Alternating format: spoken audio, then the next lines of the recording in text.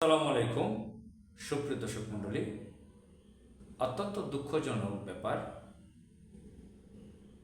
অন্তর্বর্তীকালীন সরকারের উপদেষ্টা মন্ত্রী পদমর্যাদার নারী ও শিশু বিষয়ক এবং সমাজ কল্যাণ বিষয়ক উপদেষ্টা শারমিন মুর্শিদ, তিনি আমাদের প্রিয় নবী মহানবী হজরত মোহাম্মদ সাল্লাল্লাহু আলাইহি ওয়াসাল্লাম তাকে নিয়ে কটূক্তি করেছে, বাজে মন্তব্য করেছে, কুরুচিপূর্ণ মন্তব্য করেছেন।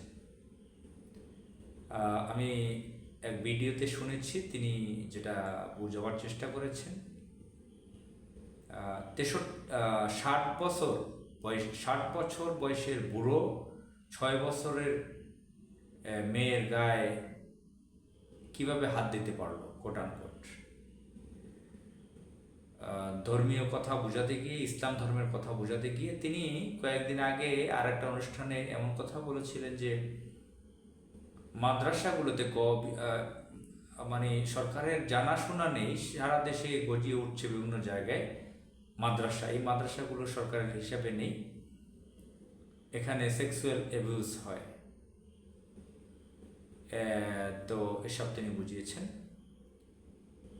তো আমি যে লূত আলাইহিস সালামের জাতিরা যে জন্য ধ্বংস হয়েছে সেই সেক্সুয়াল অ্যাবিউজের কথা যে তিনি বললেন, এ ব্যাপারে আমি বলবো আওয়ামী লীগ, বিএনপি, জাতীয় পার্টি, বাংলাদেশের বিভিন্ন সাংবাদিক, আইনজীবী, বুদ্ধিজীবী, শিক্ষক, ইঞ্জিনিয়ার্স, কৃষিবিদ, টোটাল বাংলাদেশের যারা এলিট শ্রেণীর আছে, বয়স্ক ব্যক্তি, তাদের বড় একটা অংশ নারী ও মদে আসক্ত। তো তারা বিভিন্ন নারীদেরকে ব্যবহার করে, যাদের বয়স থাকে 15, 16, 17, 70, 80 বছর বয়সের, 60 বছর বয়সের মন্ত্রী, এমপি, তাদের স্ত্রী আছে, সন্তান আছে, তারপরও তারা বিভিন্ন নারীদেরকে ব্যবহার করে, ব্যভিচারে লিপ্ত। আচ্ছা, আমি সেই লূত আলাইহিস সালামের জাতির কথা বলতে গিয়ে আমি অন্যদিকে চলে গিয়েছি। তো লূত আলাইহিস সালামের জাতির যে কাজটা, এটা কিন্তু যারা জেনারেল শিক্ষিত, একাডেমিক শিক্ষিত, মাদ্রাসায় শিক্ষা গ্রহণ করে নেয়, তাদের মধ্যে প্রচুর আছে। এখন তারা মাদ্রাসায় যদি দুই একটা কোনো সময় ঘটনা হয়ে থাকে, সেটাকে পুঁজি করে, বেস করে পুরো মাদ্রাসা শিক্ষা ব্যবস্থাকে নিয়ে বাজে মন্তব্য করছেন তিনি। তো এখানে অনেক ছাত্রলীগের বড় নেতা আছে, আমরা জেনেছি যে ছাত্রলীগের নেতাদেরকে সেই সেক্সুয়াল অ্যাবিউসের মাধ্যমে প্রমোশন দিয়ে থাকে। এই ঘটনা আওয়ামী লীগের আমলে আমরা শুনেছি। যাই হোক, এদিকে লম্বা আলোচনা যাচ্ছে না। তিনি বলেছেন, মহানবী সাল্লাল্লাহু আলাইহি সাল্লামকে উদ্দেশ্য করে বলেছেন, ইঙ্গিত করে, যে 60 বছর বয়সের বুড়ো।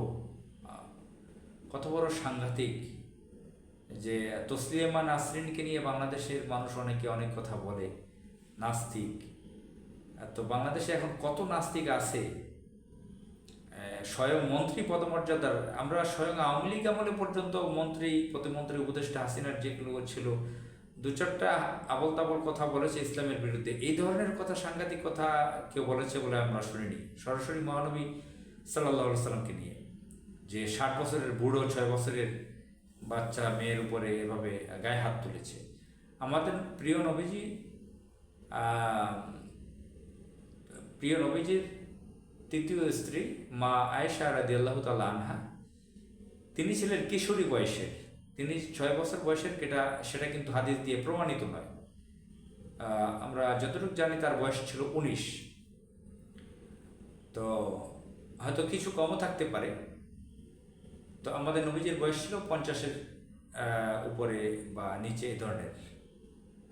তো তিনি বিয়ে করেছিলেন। তো আমাদের নবীকে তিনি এটা নিয়ে কটূক্তি করেছেন, বাজে মন্তব্য করেছেন। রবীন্দ্রনাথ ঠাকুর 10 বছরের শিশুকে বিয়ে করেছিলেন। শেখ মুজিবুর রহমান 11 বছর বয়সের চাচাতো বোনকে বিয়ে করেছিলেন। পৃথিবীতে খ্রিস্টান, ইহুদি, মুসলমান, বহু জাতের লোকেরা তারা বিয়ে শাদী করেছেন অনেক শিশু বয়সের নারীদেরকে, অনেককে ধর্ষণ করেছেন, ধর্ষণ করে মেরে ফেলেছেন বহু বহু খ্যাতিমান ব্যক্তিরা। আল্লাহ নবী এই পৃথিবীতে নারীদের মর্যাদা প্রতিষ্ঠিত করেছেন। মাওলানা সাইদি এক ওয়াজে বলেছিলেন যে মহানবী সাল্লাল্লাহু সাল্লাম নারীদেরকে গর্ত থেকে তুলে রানীর সিংহাসনে অধিষ্ঠিত করেছেন, যেখানে আইএমএ জাহিলিয়াতের যুগে নারীদেরকে জীবন্ত কবর দেওয়া হতো। নারীর অধিকার প্রতিষ্ঠা করেছে ইসলাম, নারীর অধিকার দিয়েছে, সর্বোচ্চ অধিকার দিয়েছে, সর্বোচ্চ সম্মান দিয়েছে নারীদেরকে। মহানবী সাল্লাল্লাহু সাল্লাম তার প্রত্যেক স্ত্রীকে সম্মান দিয়েছেন, সর্বোচ্চ সম্মান দিয়েছেন। প্রত্যেক নবী রাসূল উত্তম চরিত্রের অধিকারী। আমাদের নবী তো বিশ্ব নবী, সর্বশ্রেষ্ঠ নবী বলা হয়ে থাকে।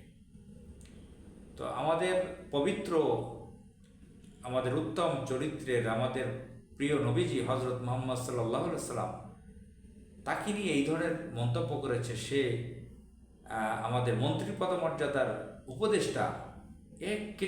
এটা কিভাবে হতে পারে? এই জুলাই বিপ্লব ঘটিয়েছে ইসলামিস্টরা, তার ফলে অন্তর্বর্তীকালীন সরকার গঠিত হয়েছে। যেমন ৭১ সালে ইসলামের পক্ষের ব্যক্তিরা পশ্চিম পাকিস্তানিদের বিরুদ্ধে লড়াই করে দেশকে স্বাধীন করেছিল। সেখানে শেখ মুজিব বাম-রাম দিয়ে সরকার গঠন করেছিল, সেকুলারিজম প্রতিষ্ঠিত করেছিল। এখন আবার অন্তর্বর্তীকালীন সরকার আসছে, ডান ব্লকের অধিকাংশই ছিল ডান ব্লকের। আজকে শারমিন মুর্শিদের মতন ব্যক্তি কিভাবে উপদেষ্টা হতে পারে? যদিও তার ফ্যামিলি ব্যাকগ্রাউন্ড অনেক হাই, পিতা, দাদা, মা অনেকেই শিক্ষিত ছিলেন। তো আমরা এর পদত্যাগ দাবি করি। এত বড় ধৃষ্টতা কিভাবে দেখাতে পারে? তার বিচার চাই আমরা। আসসালামু আলাইকুম।